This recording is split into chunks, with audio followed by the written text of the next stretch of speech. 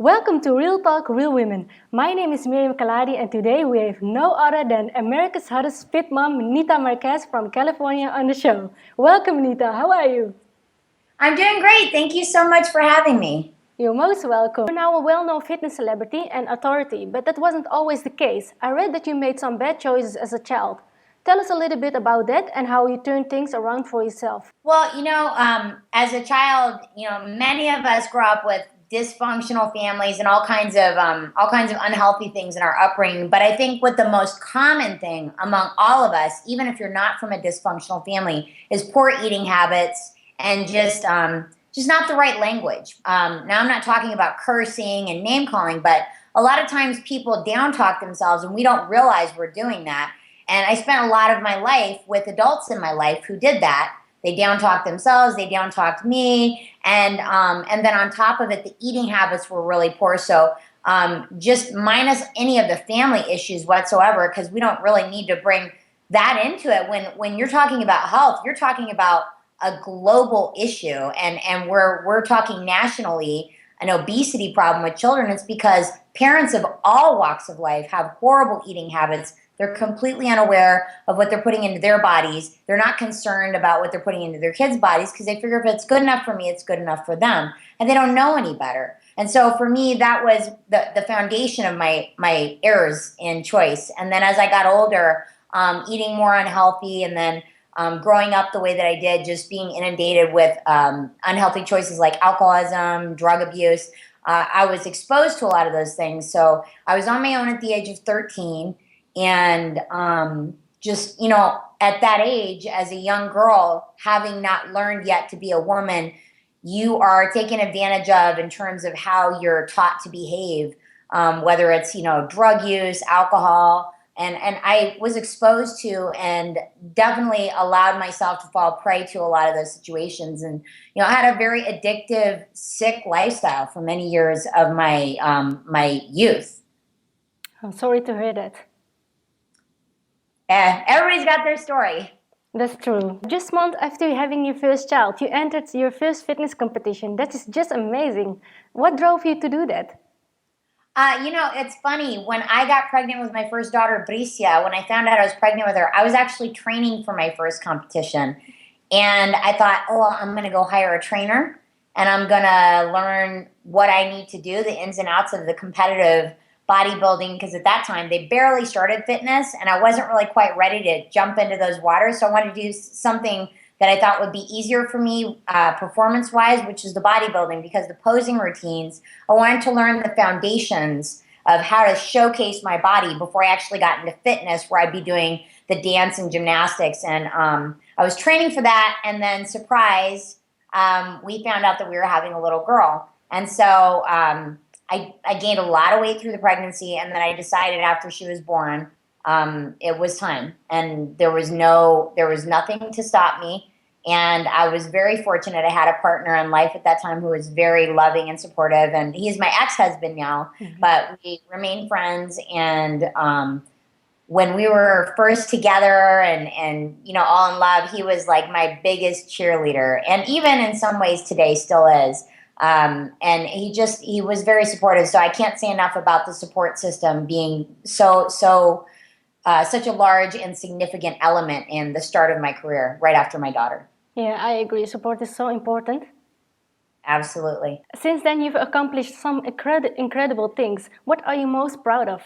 Well, I think maintaining a fitness career, and a lot of women in the industry are now finally starting to come to the surface that are mothers, and some of us are veterans, and then we have children, and then we continue our work in the field. But there's some women that are coming in as mothers, and they're new to the industry, and I'm so blessed to be a part of this era of women in the bodybuilding and fitness industry, and I feel very proud and very honored to stand on stage with women that are, some of the most elite physiques in the world, and some of the hardest workers you'll ever meet, and the most disciplined minds. And some of them are mothers. And I think for me, the biggest accomplishment is, I always say that if I don't get motherhood right, then all the other stuff doesn't matter. And the fact that I've been able to remain very close with my children and help them be raised in a grounded atmosphere here at home, and at the same time be able to break away when I needed to go do the things that I had to train for my competitions and to stay consistent. I feel really like that's the thing that I'm probably the most proud of, because it's so easy to lose yourself and lose your ties when you're training as hard as we do. Why was it so important for you to give back to the single mother community? Oh, absolutely. Because, well, first of all, I was raised until I was 13 by my birth mother, who I don't remain in contact with at this time. But you know, off and on through my youth, there were moments where I could see the love in her, and you know, the strife that woman probably had to go through as a single mother. Unfortunately, a lot of people cave. And I believe in my heart that the goodness in her, had she gotten more support from her community or from the women around her being more strong and less critical, I feel that would have helped her immensely. And for me, I feel that all mothers, we're called to do such tremendous feats, both in the nurturing and nowadays, following a career. And as a woman, we're always subject to the physical stress, the stress of physically maintaining our appearance that men have not in the past been subject to. And that may be changing a little bit these days, but at that time that I was growing up, it was pressure to look good. It was pressure to work. And she worked 2 jobs sometimes. It was pressure to raise children, and it was pressure to keep up that image. And that's hard. And when you're single, I think it's even harder. I think any mother who is married can testify that having a partner makes a tremendous difference, whether it be a husband who's gone all the time and he's paying most of the bills, or if he's there and he's there to be present and help you with the children, in the evenings, or, maybe he works a different shift and you guys can switch off shifts. That partnership is so helpful. And that's something that I think a lot of single mothers who really want to do good, they lack that and they really need it. And so I feel that in the community, if we can serve that role of partnership for these mothers, the children are less prone to dire circumstances, because the mothers will have that support to keep things up. How do you feel raising 3 children has made you a better person? And what is the most important thing you've learned from being a mother? Oh, wow. Where could I start? And I don't know where I'd end. I tend to be long-winded anyways, but I'll try to keep this short. Wow. My children are just, now you're going to have me crying. Children are just amazing. I mean, every day that I wake up, I feel, no matter how frustrated I am with, maybe if they're not listening, or, if I feel alone with them and I feel like, the world's caving in, I definitely, come to tears with joy, thinking about how wonderful they are. I mean, every day I thank God for these 3 little angels in my life. They're blessings, and they come down from wherever they come down from in heaven, and they're born, and all they ask is to be cherished. And if we can learn to do that, it grows us as human beings, because it takes tenacity, it takes persistence, it takes a lot of accountability, because we're not perfect, we make mistakes. Mm-hmm. And as a mother, I think if we can just get that one thing right, just helping them to feel cherished, and that doesn't mean spoiled, but cherished, loved to the point where we care enough to discipline them. We care enough to talk with them. We care enough to spend our time with them instead of going out with our friends all the time, or, doing things to escape our stresses. I think that for me, that's probably been the most graduating experience in my whole life, is learning to stay consistent and stay consistently accountable to them as their mother, as their role model, as the rock in our household. And there are days that I think sometimes, as they get older, sometimes they're the rocks, and I watch how they support each other. And for me, as a mother, that's probably the greatest accomplishment, is just, as I said earlier, just being able to maintain that grounded atmosphere. But every day, I just feel very blessed. And I think they are blessed with you because you are so great mother.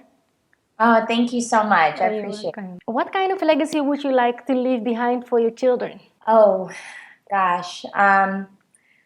Well, again, as a mother, I definitely want them to feel cherished. And in that, I believe that the legacy would start with the foundation of self-esteem and self-respect and clarity to pursue and build their own goals and their own empires. And at the same time, I would like to leave an empire behind for them, not just an empire in my athletic career, but on the other side of athleticism, there's so much more to life than just the stage. And as much as I love the stage, and I do, I know on the other side of that, there is just a whole world waiting to be created by just me. And just like with you and these interviews, there's a whole world that you're creating with this. And the things that you do from this foundation, that will be your legacy. And I pray that the things that I do from the point of being what some people, I guess, would consider a great athlete, from that foundation and building from that with books and television shows and producing in television, so that I can get more exposure to other women and men who seek to empower others through the art of fitness. For me, that's the legacy that I really, really want most, is to leave them something behind, that I created a world, I had an impact on this world, and they get to walk in that and know that. And I would really like very much for them to be able to do the same for themselves. Amazing. You talk a lot about energy, how it is important for mothers to have the energy to make living, exercise, be there for their children, etc. If there was one lesson you could share about energy, what would it be? Oh boy, it's funny. I was going to be writing a blog on this, and I've been thinking, how could I do this? Because I was going to do an illustration, because I find that when I work out, I increase my energy. Mm-hmm. When I increase my energy, I increase my moods, and I stay at a peak all day long. And when I have an increased mood, then I accomplish more, which increases my overall, peace of mind. And so then when it's time to be at home, my peace of mind is there. I'm able to be in the moment. I'm able to connect with my children. And then when I go to sleep at night, I have peace of mind that, all this happened, and it starts with a workout.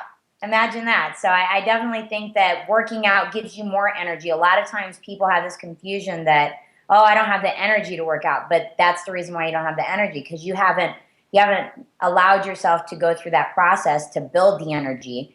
And I think once people get that, after a few weeks of doing it, you start to crave it. It's like brushing your teeth, I tell people. It just, something doesn't feel right if you don't do it. I know what you mean about that. Yeah. Workouts give you such an energy, so you have energy for the whole day. Oh yeah, absolutely.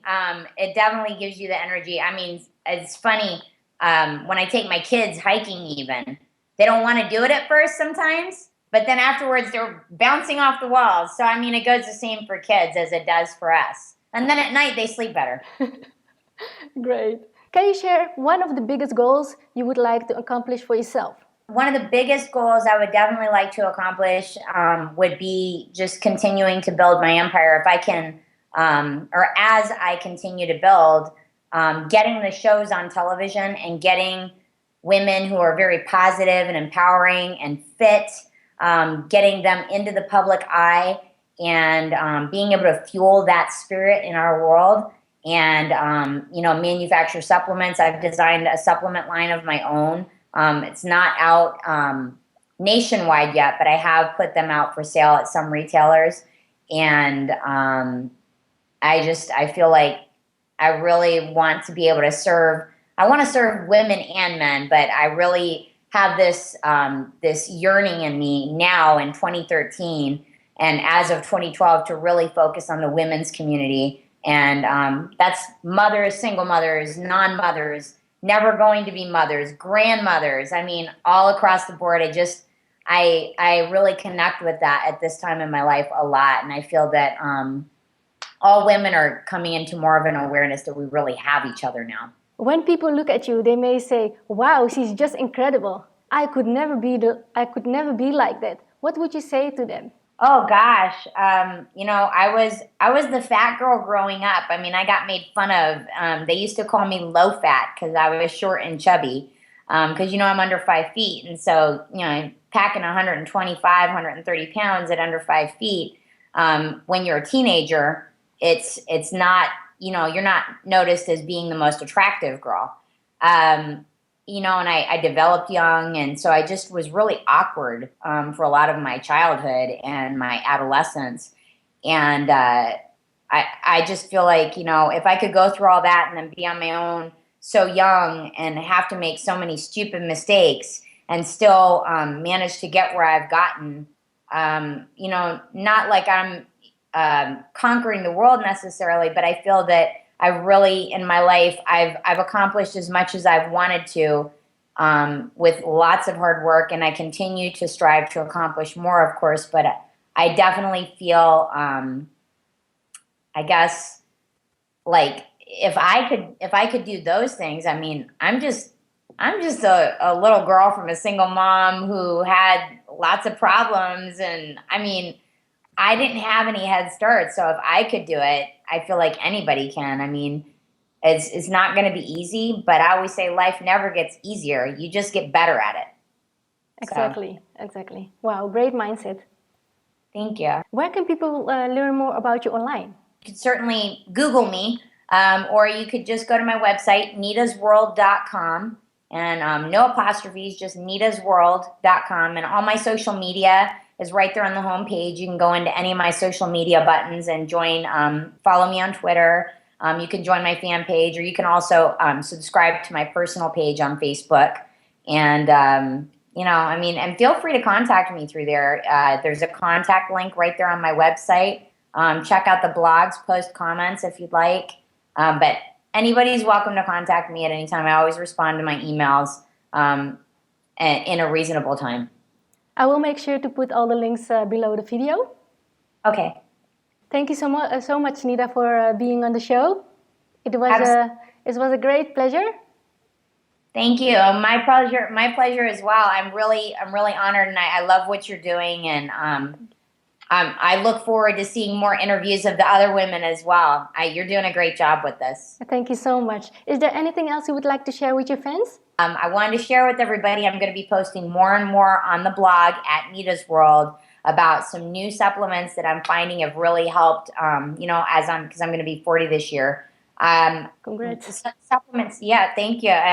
Supplements that really help enhance your energy levels and mood, because I've noticed that at 38 to 39, I've gotten a little bit more moody. And so I'm trying some different supplements like SAMA, and I've added B12 in addition to my B complex, which is in my multivitamins. So I feel like I'm seeing some changes, and so I'm really excited to post the results about that, and just articles to help other women and men to understand what might be going on if they're having mood swings. If they're in that age range, chances are, your body's just slowing down on manufacturing some things. So you have to start taking supplements to make up for that. But that was kind of the only other thing that I wanted to say. Thank you so much, Nita, again. Absolutely. You have a phenomenal day. My name is Miriam Khalladi, and I will see you on the next episode of Real Talk, Real Women.